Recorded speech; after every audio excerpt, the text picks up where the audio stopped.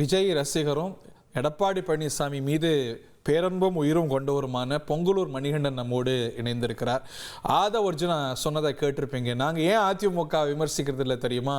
அதிமுக தொண்டர்கள்லாம் எங்கள்கிட்ட வந்து சேர்ந்துட்டு இருக்கிறாங்க அப்படின்னு. இந்த மாநாட்டு முகப்பில் அண்ணாவும் எம்ஜிஆரும் தான் இருக்கிறாங்க. திராவிட பெருங்கட்சிகளை மிஞ்சக்கூடிய மாநாடா நீங்கள் பார்க்கலையா மணிகண்டன்? சார், அதாவது அதிமுக சேர்ந்த முக்கிய தலைவர்கள், மூத்த தலைவர்கள் வந்து கட்சி உருவாக்கியவர்களை முன்னிலைப்படுத்தினால்தான் தங்களுக்கு அரசியல் ரீதியாக ஏதாவது ஒரு லாபம் கிடைக்கும் பெருநோக்கம் நிச்சயமாக அவர்கள் இருந்திருக்க வேண்டும். ஏனென்றால் ஏற்கனவே கொள்கை தலைவர்கள் என்று பலரை வைத்திருக்கிற நிலையில் இந்த மாநாட்டில் அண்ணா அவர்களையும் எம்ஜிஆர் அவர்களையும் வைக்க வேண்டிய அவசியம் ஏன் என்று புரியவில்லை.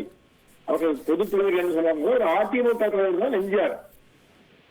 அப்போ ஒரு அச்சம் இருந்த அரசியல் ரீதியான இதுவரை அவர்கள் நடத்திய ஒவ்வொரு செயல்பாடு, கட்சி ரீதியான செயல்பாடுகளிலும் ஒரு திருப்தி இல்லை. இது புதுசா எம்ஜிஆர் கொண்டு வராங்க.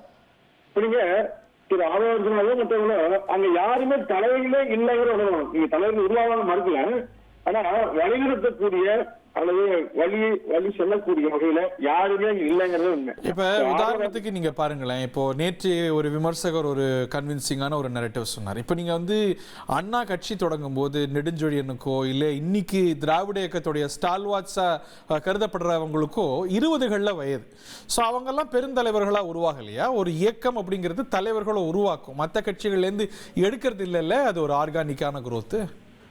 அது சரிங்க. அதாவது அண்ணாவர்கள் துவங்கிய போது ஒரே ஒரு மாநாடுல அந்த மாதிரி தலைவர் உருவாகல.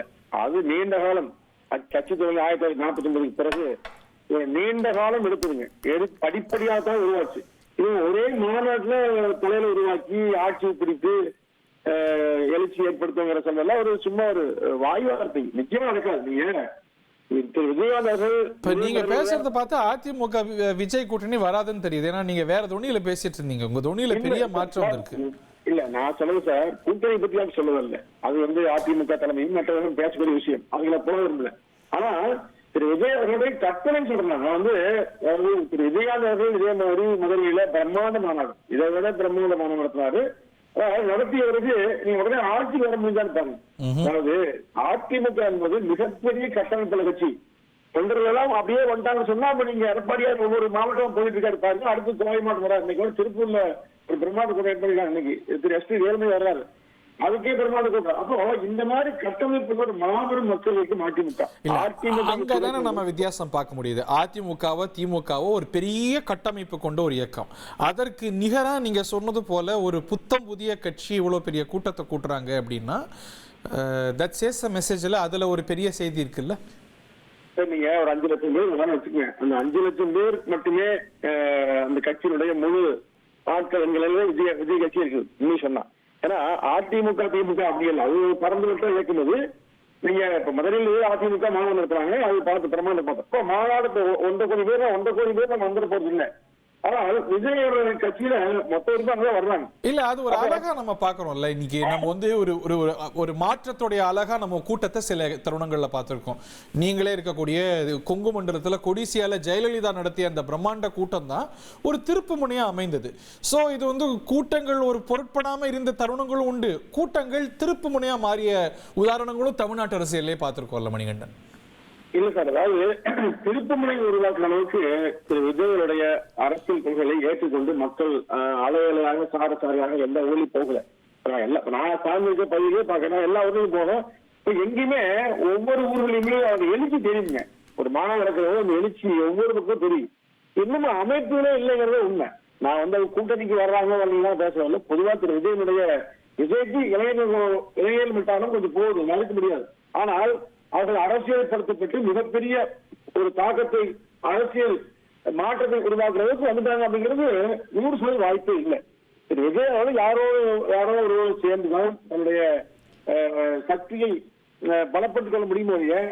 தானே ஒரு முதன்மை சக்தியாக முக்கிய சக்தியாக வந்துவிட முடியும் மாநாட்டு மூலமாக என்று நினைத்தால் நிச்சயமாக அது மிகப்பெரிய தவறாக முடியுங்க. ஏன் தொடக்கத்தில் சொல்லும்போது சொன்னீங்க அது விஜய் ரசிகர் சொன்னீங்க. அதாவது விஜய் ரசிப்பது திரைத்துறையில அது ரஜினியும் பிடிச்சு கூலி பரம்பரை பாக்குறேன். அதாவது ரசிப்பது வேறுங்க.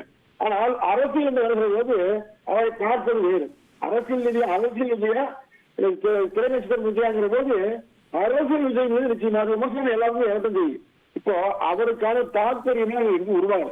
குறிப்பா விஜய் அவர்கள் இந்த 2ஆண்டு காலத்துல மக்கள் பிரச்சனைகளை எப்படி எல்லாம் ஈடுபடுத்திக் கொண்டார் என்பது அவங்க வரல. இன்னும் ஊடகத்துக்கு முன்ன பேசல, களத்துக்கு வரல, வெறும் மாநாடு மட்டும் நடத்திட்டு ஒரு ஆட்சியில் அமர்ந்திருக்கிறேன்னு சொல்லி ஒரு செய்தி சொன்னோம்னா இது மிகப்பெரிய தவறான முன்னதான் மாறிடுங்க. ஏன்னா அதிமுகவுல எடப்பாடி அவர்கள் எல்லாரும் போறாங்க. நீ பாக்குறீங்க எல்லா ஆயிரக்கணக்கான மக்கள் ஒவ்வொரு பகுதியிலும் குவிறாங்க. இப்போ அந்த மக்கள் ஏன் குவிறான்னு சொன்னா கடந்த காலங்களில் எடப்பாடியார் செய்த ஆட்சியின் பலனை பாக்குறாங்க, அவர் செய்த ஆட்சியின் நன்மை பாக்குறாங்க, எனவே வர்றாங்க. அப்போ திரு விஜய் எதுவுமே சொல்றீங்க எப்பவுமே சார் அதிமுக திமுக இரண்டும் வேண்டாம் ஒரு பலமான ஒரு அணி எப்போ உருவானா அது குறிப்பிட்ட சக்தியான வாக்கு வங்கி உருவாகும். அது காலமாக பார்த்தோம். அது ஒரு 8-10% இல்ல அதை ஒட்டி தமிழ்நாட்டு அரசியல நம்ம நிறைய பார்த்திருக்கோம். நிறைய பேர் இந்த முயற்சியை செஞ்சிருக்கிறாங்க. பட் ஆனா இங்க இருக்கிற ப்ரொஃபைல், ஏஜ் ப்ரொஃபைல் பாருங்களேன், வேற எந்த கட்சிகள்லையும் பார்க்க முடியாத ஒரு டெமோகிராபிக்ஸ் பார்க்க முடியுது இல்லை. ஒரு இளம் பெண்கள், 20 வயதினர், அதற்கும் கீழே இருக்கிறவங்க, முதல் வாக்காளர்கள், அது வந்து அந்த அவங்களுடைய இமேஜினேஷனை மற்ற திராவிட பெருங்கட்சிகள் கேப்சர் பண்றதை விட இவங்க கேப்சர் பண்றாங்களோ? இல்ல, உச்சபட்ச நட்சத்திரம் திரு விஜய் அவர்கள். எனவே அவர் மீதான ஒரு இயல்பான ஈர்ப்பு எல்லாருக்கும் உண்டு. நீங்க சினிமாவையே பார்த்து அவர் மீது ஒரு பிம்பம் உருவாக்கிட்டீங்க. அதை நேரடியாக காண்கிற வாய்ப்பை பெற வேண்டும் என்று பெண்கள் வர்றது இயல்புதான். எம்ஜிஆர் வந்த பெண்கள் விலகு வேறு. அவர் திமுக வெளியேற்றப்பட்ட பிறகு அவர் தான் நாட்டுக்கு தலைமையாக வேண்டும் என்று வந்த பெண்கள் விலகு வேறு. ஆனால் இங்க அப்படி இல்லை. அதாவது ஒரு சினிமா நடிகராக திரு விஜய் அவர்கள் இப்ப நேரடியாக களத்துக்கு வராதுங்கிற போது வாக்காளர்கள் அப்படின்னு பார்க்கும்போது செல்வி ஜெயலலிதா இருந்த காலத்துல அது ஒரு பெரிய வாக்கு வங்கியா பார்க்கப்பட்டது. அதுக்கு பிறகு அது நம்ம அதோடைய டெமோகிராபிக்ஸ் எதிர்னதை நம்ம பார்த்தோம். அதை வந்து ஒரு கணிசமா விஜய் ஈர்க்கிறதா பார்க்கலையா? அது ஒரு திசை காட்டியாவே கூட தமிழ்நாட்டு அரசியல்ல பார்க்கப்படுது. பெண்கள் எந்த பக்கம் ஓட்டு போடுறாங்களோ அந்த ஆட்சி வரும் அப்படின்னு. அதாவது அன்றைக்கு பெண்கள் என்பதற்கும் இன்றைக்கு எல்லா கட்சியும் பெண்களுக்கு வித்தியாசம் உண்டு. அம்மாவோட ஆதரவு அளிக்கிற பெண்கள் காரணம் அவர் செய்த ஆட்சியுடைய சிறப்பு பார்த்து வந்தாங்க. பெண்களுக்கு பாதுகாப்பு, பெண்களுக்கு திட்டங்கள், சலுகைகள் இதெல்லாம் அளித்த பிறகு பெண்களுக்கு சிறு தவறு நேர்ந்தாலும் அவர் ஆட்சி ரீதியாக கடுமையான நடவடிக்கை எடுக்கிறார் புரட்சித் தலைவர் ஜெயலலிதா அவர்கள். எனவே அவர் மீது பெண்கள் அளப்பெரிய நம்பிக்கையும் மதிப்பு கொண்டு வந்தாங்க. அதுதான் உண்மை. பெண்கள் வந்து சும்மா வருது இல்லைங்க, ஏதோ விஜய் வந்தாரு பார்க்க போல வரமாட்டாங்க.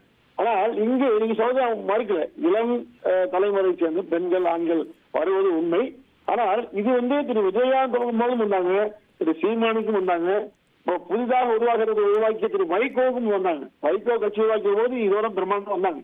ஆனால் காலப்போக்கில் திரு வைகோ மாதிரி பேசியவரோ வைகோ மாதிரி போராடியவரோ தமிழ்நாட்டில் யாருமே மூன்றாவது சக்தி யாருமே இல்லை.